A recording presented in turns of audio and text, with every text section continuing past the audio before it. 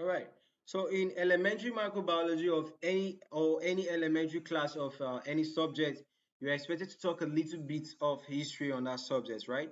All right. So talking about history, you get to actually still mention all those scientists that were important, making discoveries, whether right or wrong. Okay. So now we'll be talking about the golden era in the history of microbiology. All right. What were the characteristics, events that occurred during this era? And who were the scientists that actually uh, or who were the scientists that actually championed this era? Okay, so the golden era in the history of microbiology, right? There are so many scientists here, but I feel like when we actually mention any one of them, we come back here and you look at the person. By then, you actually understand it better. Okay, so Louis Pasteur is regarded as the father of medical microbiology.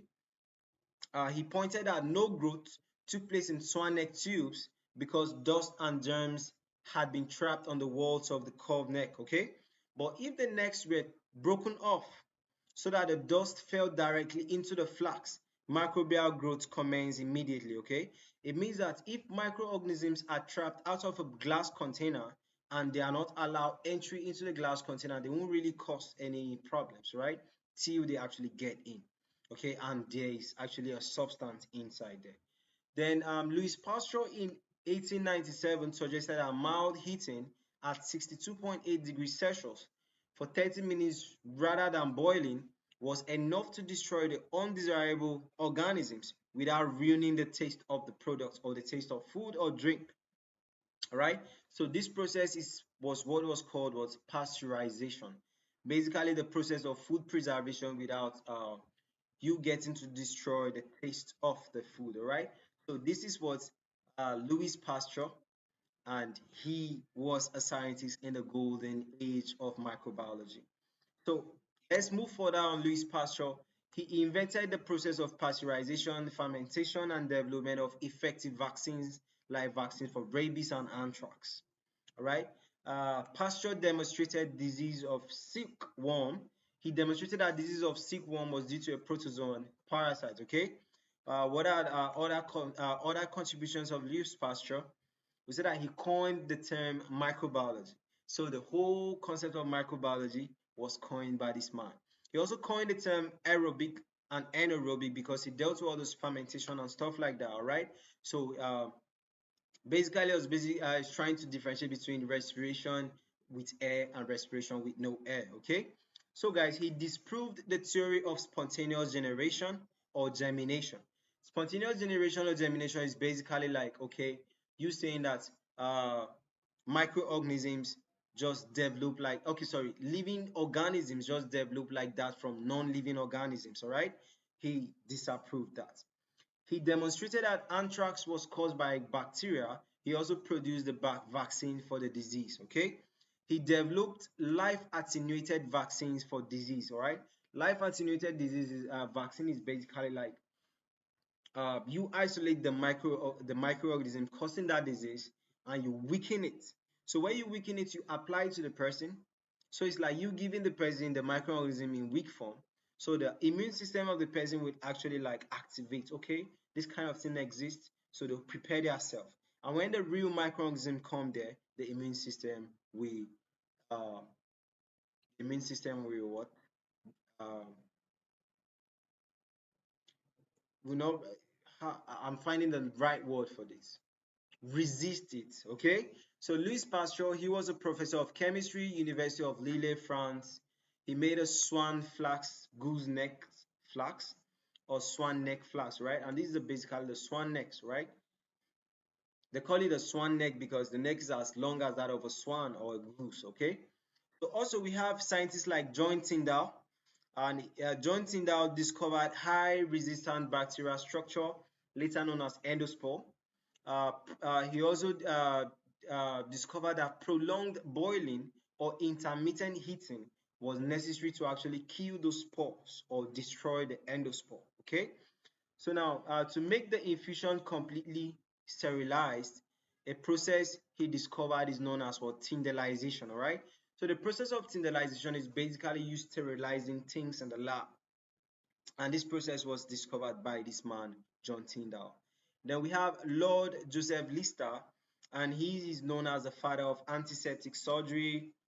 Lister concluded that wounds infection too were due to microorganisms, right? She also devised a method to destroy microorganisms in operation by spraying what a fine mist of carbolic acid into the air, right? So basically, this man was a surgeon. So as he performed surgeries, he was just basically trying to find out ways, find out discoveries that will make surgery easier for him and the generation to come. All right. So this is it, and this is John Tyndall. Then on our list we have Robert Koch. And Robert Koch, he demonstrated the role of bacteria in causing disease. He perfected the technique of isolating bacteria in pure culture. That's where he did all those Koch postulates. All right.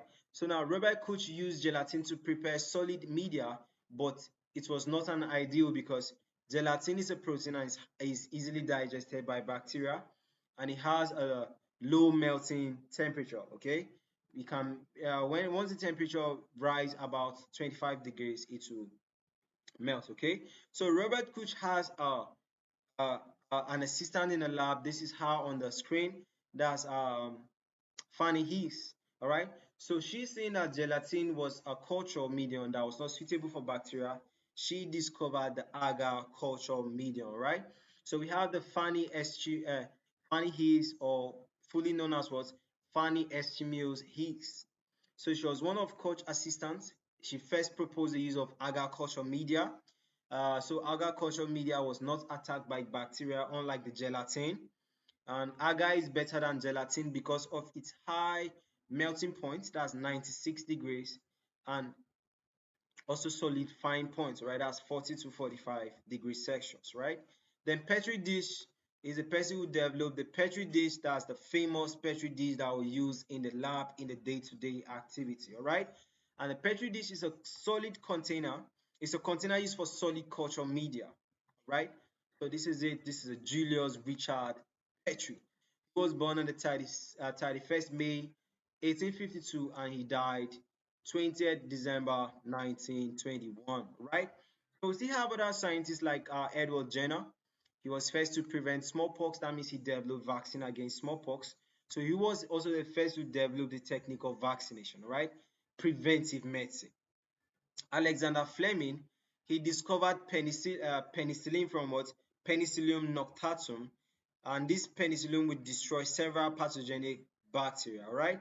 We have Paul Ehrlich. He discovered the treatment of syphilis by using arsenic. He studied toxins and antitoxins in quantitative terms, and he laid foundations for biological standardization. Right? So, guys, this is basically the golden era in the history of microbiology, golden era or the golden age in the history of microbiology and the sciences during this era. Okay, so that's it about this, and see you guys in the next tutorial. Bye for now.